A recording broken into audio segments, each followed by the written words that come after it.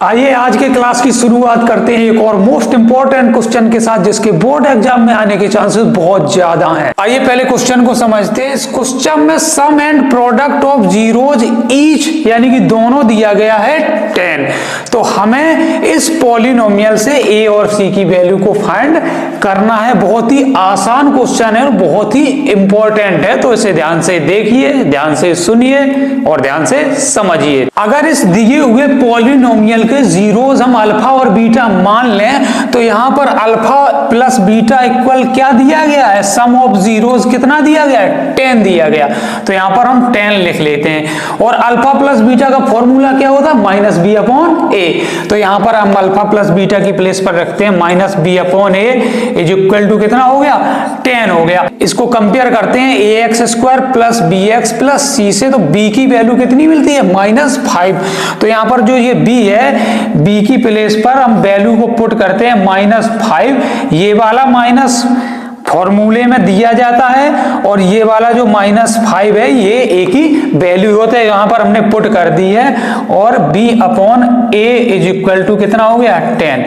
तो minus minus plus 5 upon A is equal to कितना आ गया, 10। 5 2 जा 10, तो यहां पर a इज इक्वल टू आ गया 1/2।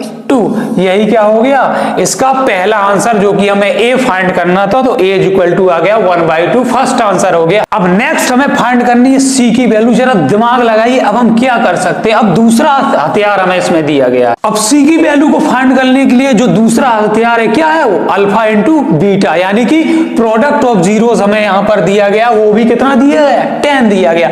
तो यहां पर हम लिखते हैं product of zeros alpha into beta is equal to भी हमें 10 दिया गया। और अल्फा इंटू बीटा का क्या फॉर्मूला होता है, सी अपॉन ए। तो यहां पर अल्फा इंटू बीटा के जगह यानी कि प्रोडक्ट ऑफ जीरोस की जगह हम क्या रखते हैं, सी अपॉन ए। बिल्कुल सिंपल है, यहां पर c upon A is equal to 10 दिया गया। c की जगह c एज इट इज रहेगा और a की वैल्यू हम फाइंड कर चुके कितनी, 1/2। तो यहां पर रख दीजिए a की प्लेस पर 1/2 इज इक्वल टू 10।